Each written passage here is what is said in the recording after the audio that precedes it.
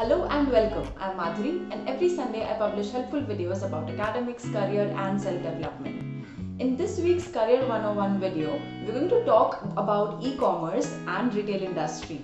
So, you realize the importance with which we use Amazon, Myntra, and all of these websites. Today, we are going to understand how exactly these work, who are the people who manage the different categories behind it. So, yes, we're going to talk about category management. For this, I have a special guest with me who has over 7 years of work experience in retail management and brand management. She's worked with really big companies such as Decathlon Sports, Lifestyle India, and even Myntra. She has gained tremendous success with her diverse exposure and interest in the field of category management. Let's hear it from Shruti Priya.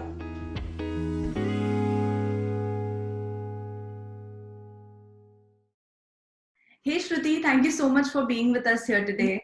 Hi, thanks, Madhuri. I'm glad. So I've already shared with our viewers that you have had such a vast experience in the brand management industry and specifically with category management. So to begin with, I would first like to address the fact that category management is actually a very broad term, right? And specifically for e-commerce, can you help us understand what category management is and how did you become one? Sure.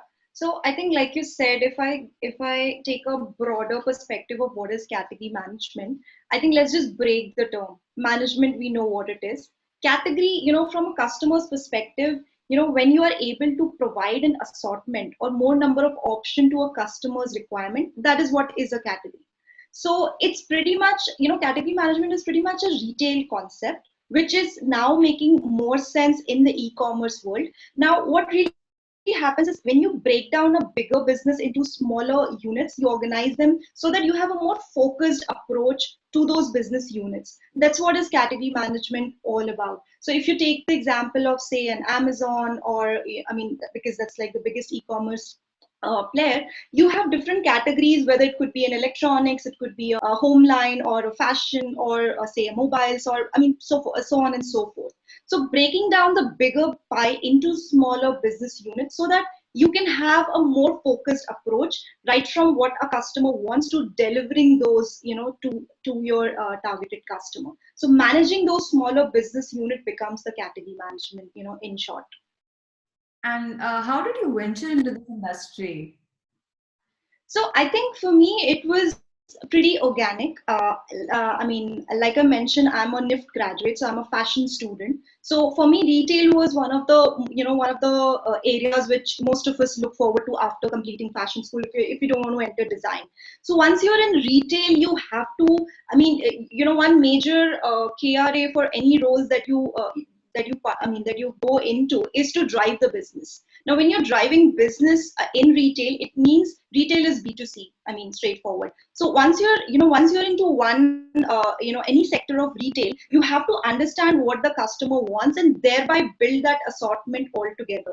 So I think for me, it was very organic because I chose retail. I started working with brands, whether it was fashion or I mean, outside fashion. And then for me, it was a very organic path altogether. But I think if you extend your question, I'm sure you'll ask how others can, enter category management. Yeah, So exactly. I think the answer is you have to identify with the category you want to enter with. So I had a fashion background, and therefore it made I mean, for me, it was easy to to get into fashion section of the retail. Now, if somebody has a background, say in electronics, or has a work ex in mobiles or any such experiences, then it's easy to enter that industry because you have to understand the customer's requirement of that particular category, and then accordingly manage.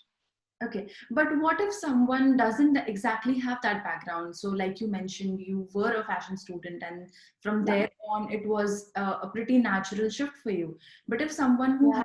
doesn't have that background and still wants to venture into and enter the industry as a category manager, how do you think they can do that? Are there any courses or certifications available outside? Any kind of skills that they need to build before even thinking about moving into this industry? Sure. So, I mean, we both are MBA student, and I mean, we've been MBA students. So MBA is sort of a jack to all trades. I mean, that's what it is. So through an MBA, it's definitely an easy, easy entry point. But even without an MBA, you have to then start right from the entry point of being a merchandiser to a buyer to a retail, to a retail owner to a category manager. Because managing a category, you are pretty much controlling these four aspects of it.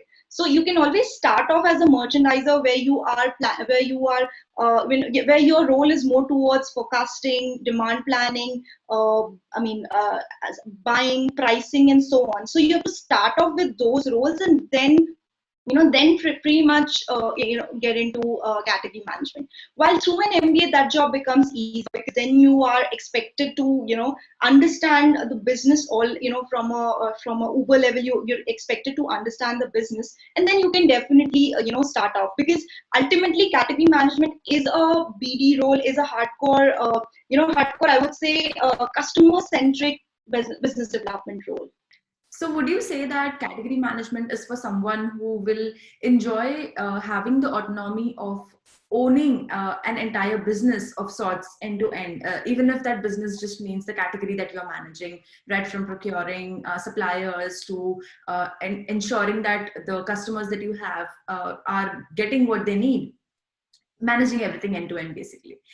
100%, 100%. I think you pretty much answered my, what I would answer is because it's pretty much owning the whole business unit or owning the whole category. It involves, like I said, the one of the key aspect for it is to drive sales, which is make the category bigger. And therefore, one skill that is expected out of a category manager is being good with numbers, because you're constantly, chasing. Obviously, you're chasing the top line of your category, but also the bottom line. And therefore, you are the P&L owner of your category. You're owning the whole category, right from product selection to assortment building to pricing to ensuring better margins with your respective vendors to to managing vendors to negotiating with vendors for the best of the margins or best of commissions, and then obviously working with your marketing team to drive the best of prices so that you are able to result in a bigger top line. So I think to sum up, like you said, you own up the whole business, you manage the P&L. Now when you're managing the P&L, obviously both the top line and bottom line becomes your key deliverables, and in the process it's a lot of people management, because you are in the middle of, it's like a platform again. You are on one way, you have these customers who are looking, who have a certain requirements from your category, and on the other side you have all these vendors and brands and suppliers which you need to marry. So a lot of people management, a lot of negotiation, a lot of good communication also, and plus point has to be good with numbers. So I think that is something every category manager interview would like to examine or assess in the process. During the interview, when they are trying to select candidates for particular roles. Yes, 100%. So let's dive a little deeper into your work role and understand what you do day in and day out. So as a category manager, how does your typical day look like? See, typical day is, I think the first thing which you do is check the sales of the previous day, identify were there opportunities that you have missed, because that keeps you on your toes all the time. So you have to definitely see that whether you were able to match the demand which marketing team helped you generate with the supply that you have created or the assortment that you have built. If you identify it fitting in, that's like the best day ever. But obviously every day you have one or two new challenges, or in fact more challenges, whether there has been product gaps, there has been issues with deliveries, there has been wrong pricing. So all those things you then come and solve. So I think on a typical day, once you check the numbers, you identify what are the scopes of growth, what were the challenges that that hindered your growth, and then you try to meet those. Now again, as a category manager, I think we have buying seasons, or we have cycles where it's like for the whole year, maybe once or twice in the year, we have we try to, we're building the assortment not for a day, not for a month, but probably either annual or biannual. So every day probably you get some ideas on how your buying cycle will be. or how you will, manage your contracts with your suppliers, or what new things you need to develop, or what new things you have to look forward to with your vendors in order to meet the customer demands, and in order to ensure that your category is growing ultimately in a profitable way. Right. I hope I could Yeah, answer that. absolutely. I mean, you're sharing it in an exhaustive manner, and I think our viewers will be very happy to get this level of real understanding for category management, especially if they are thinking of venturing into this arena.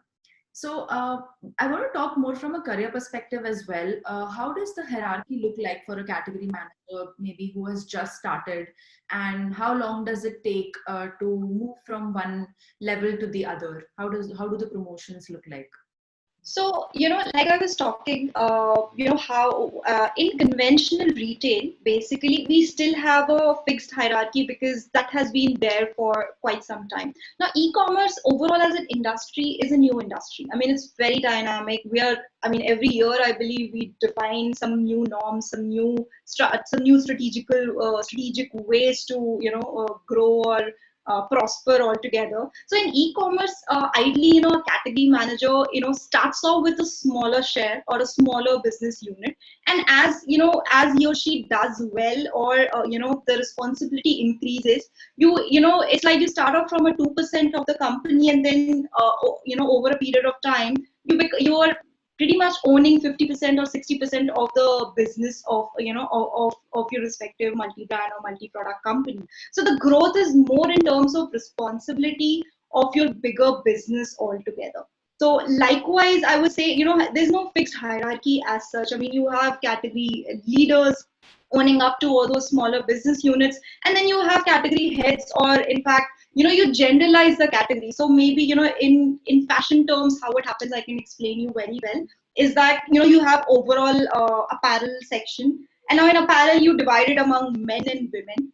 So you have a head for the whole apparel, then you have a head for both men and women, and then on women part, you again classify it into, say, women apparels, or a women footwear, or a women, in India we call it ethnic wear, or a women western wear, or and then again menswear, you divide it into men's streetwear, men's workwear, men's loungewear, men's innerwear, and so on and so forth. So that's how, a bigger pie is divided into subcategories, and therefore you start your career with a smaller subcategory, and with time, and with time, how you have performed, and based on your growth, the responsibility increases, and ultimately you start owning up a bigger chunk of of the category. So that's how I would say, I would define in an e-commerce world the hierarchy looks like. Ultimately, I've seen some leaders who have become, in a span of 10 years or 15 years, or even shorter, and especially because e-commerce in India is younger. In a span of, say, an 8 to 10 years, they've become the chief business officers, or in fact a CEO also. So because you're the business owners, I don't see that part any wrong, because ultimately you own the whole company, drive the whole company, not own, sorry, you drive the whole company, in an overall way. So I hope I I could answer it. Absolutely. And I think I'm really fascinated with the timeline that you're defining, because in every other industry, 10 to 15 years is a really short period of time for anybody to Yeah. be in the highest level of promotion and cover all the paths. So I think that's quite intriguing. I think, yeah, but I think that's more because this industry is new and young. E-commerce is overall is a new concept. It's yet, defining its way of, functioning altogether. That's one reason. Otherwise, yeah, I mean, once it's also settled and established, you would again see a similar, 20, 25 years to, to grow and be a CBO or a business leader altogether. Okay, so what would you advise someone who is just starting out as a category manager? What are some things that they should definitely do and some things that they should avoid? I think as a category manager, you have to stick to what your customer wants. You have to aspire aspire to be a marketer altogether. Because I mean, if you lose on the connect with your customer's requirement, you somewhere, start failing as a category manager, because that's something you have to, like I said, you have to match the customer's demands, and match it with the right product or the right assortment. So I think the one aspect which is very important as a category manager is to keep is to keep your knowledge as strong as possible with what your customer really wants, and then answer it with where can you provide it with the best product at the best place at the best time. I mean, like a pure marketer. Though this is a hardcore business role, but I believe all your marketing 101s and all your marketing courses that you've come across, whether in your MBA or before, all those will come in action, or come in practice altogether.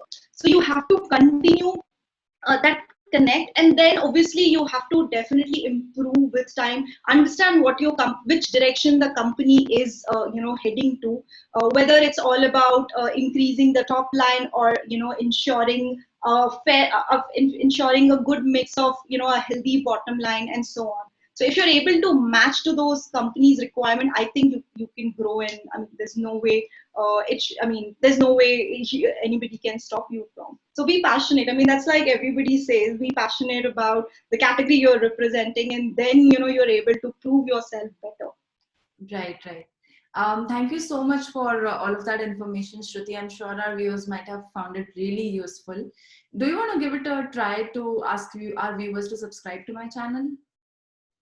Yeah, definitely. So I think I know Madhuri for quite some time, and I think I'm a big, not just obviously she's a good friend, but then I think I'm a big fan of the work she's doing. The way she's imparting education. So I think I'll request all the viewers who are watching, please like, subscribe, and follow her on both Instagram, YouTube, and LinkedIn.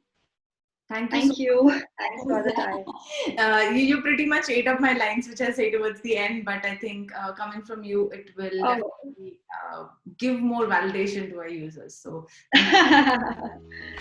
guys, I really hope that you enjoyed this conversation between me and Shruti, and you have more information now if you are looking to venture into e-commerce, and specifically as a category manager. If you still have any questions, please feel free to drop them in the comment section, and I'm sure Shruti will be more than happy to answer them for you. Please follow Shruti, and you can connect with her on LinkedIn, and you can follow me on Instagram and LinkedIn. But before you move on, please subscribe to the channel and stay tuned for more videos. Thank you for watching. Thank you.